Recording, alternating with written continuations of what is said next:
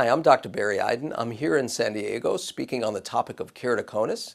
I practice in the Chicago area, and I'm speaking today along with my associate, Dr. Clark Chang, in terms of how to early diagnose and manage the disease keratoconus and associated other forms of corneal thinning disorders. Do you know, in the United States, over 7,000 corneal transplants are performed each year. And that's just for keratoconus. It is the #1 most common reason why corneal transplants are done in our country. We also know that over the past number of years, the percentage and the numbers of these cases are going up higher and higher. It is only in the last year that we started to see a leveling out of the numbers of cases of corneal transplants for keratoconus. Now, we know that corneal transplants are getting better and better. Our technologies are getting better each and every year. However, there are significant limitations and concerns. We know about them. So what we want to be able to do is to avoid doing corneal transplants if we can at all possibly achieve that.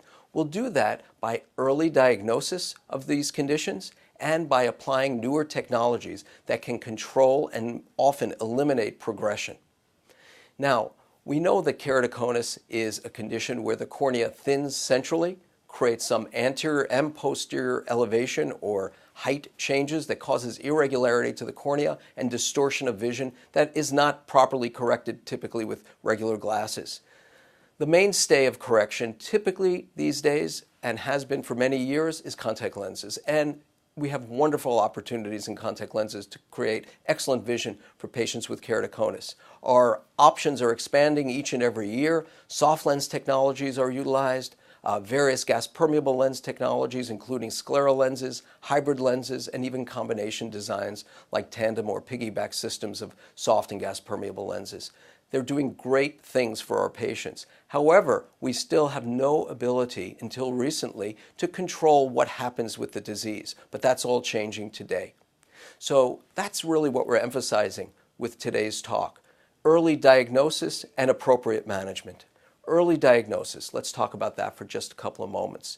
We have the ability through advanced technologies as well as through standard technologies to make that diagnosis early on. In primary care practice, simple things like looking for frequent prescription changes that are not common for that patient's age group, especially in terms of astigmatism and differences between the two eyes. That's a key element.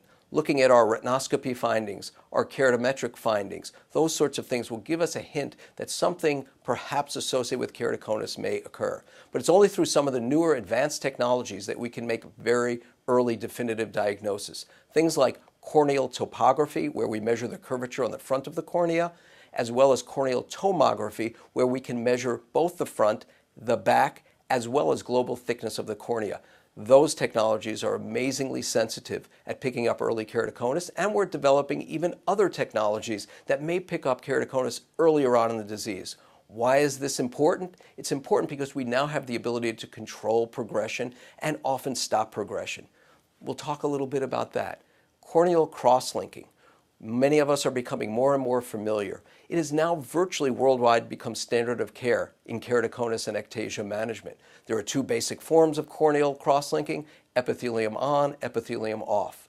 We know that the first procedures were done with epithelium off. They work very well, they achieve the goal, but unfortunately there are some problems. The problems primarily are complications that are usually associated with removal of the epithelium, as well as significant discomfort for a few days, as well as slow convalescence of vision for patients. So a great push towards epithelium on or transepithelial cross-linking has occurred, and our results have become very, very good, and in our practice is our mainstay of doing cross-linking.